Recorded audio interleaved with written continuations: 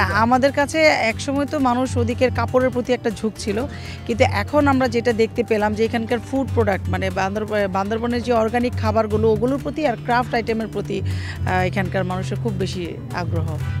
গতকালকে আমাদের ক্রাফট আইটেমই বেশি গিয়েছে, তাছাড়া লোকাল হলুদ, বিন্নি চাল, তারপরে তেঁতুল, এইসব আইটেমের প্রতি বেশ চাহিদা রয়েছে।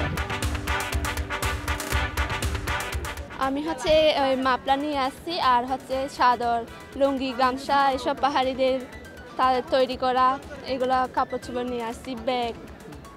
আর দর্শনার্থী বলতে তেমন মানুষ হয় নাই, আজকে কিছু হয়েছে মানুষ। যেরকম আশা নিয়ে আসছি ওই রকম মানে হচ্ছে না। পিঠাগড়টা হচ্ছে এই আমাদের স্থল হচ্ছে মুন্নি বুটিক, ওই এখানে পিঠাগড় দেওয়া আছে, এই স্থলটা খালি ছিল, এই জন্য হচ্ছে আমরা ওইখান থেকে এইখানে কিছু পণ্য নিয়ে আসছি, এইখান থেকে বিক্রি করতেছি।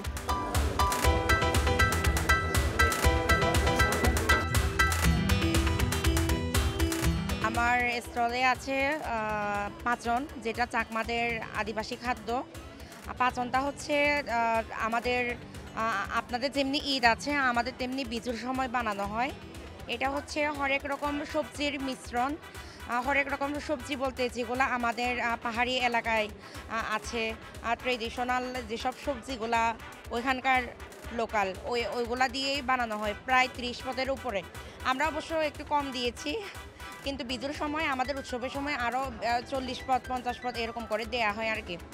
তারপরে এখানে সামনে আছে মুন্ডি, চিকেনের সাথে খাওয়া হয় আর কি, চিকেনের সাথে লেবুর সাথে। এগুলার এই নুডলসগুলো হচ্ছে মায়ানমার থেকে, এই যে ছোটো নুডলস, এগুলা ছোটো নুডলস, রাইসের নুডলস, এগুলা টক দিয়ে খাওয়া হয় আর কি।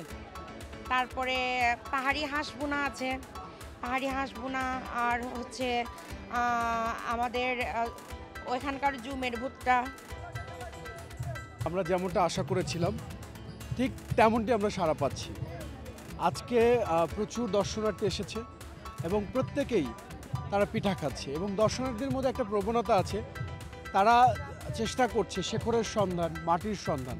তারা নতুন নতুন যখনই পিঠা দেখছে তখন সেটা তারা সম্পর্কে জিজ্ঞেস করছে, তারা সেটা জানার চেষ্টা করছে, এবং তারা সেটা খেয়ে তারা চেষ্টা করছে যে আসলে এটার টেস্টটা কেমন। এবং তারা তখন এবং বিভিন্ন ধরনের কথা বলছে যে আমরা তখন দেখেছি যে আমার মায়ের কাছে, আমার দাদির কাছে এই পিঠার গল্প শুনেছি। আজকে যখন এই পিঠা মেলায় আমরা আসলাম, ঠিক তখন আমি যখন একদম সচক্ষে পিঠাটা দেখছি, আসলে তারা অনেকটাই একটু আনন্দিত হচ্ছে, পুলকিত হচ্ছে, অনেকে নস্টালজিক হয়ে যাচ্ছে।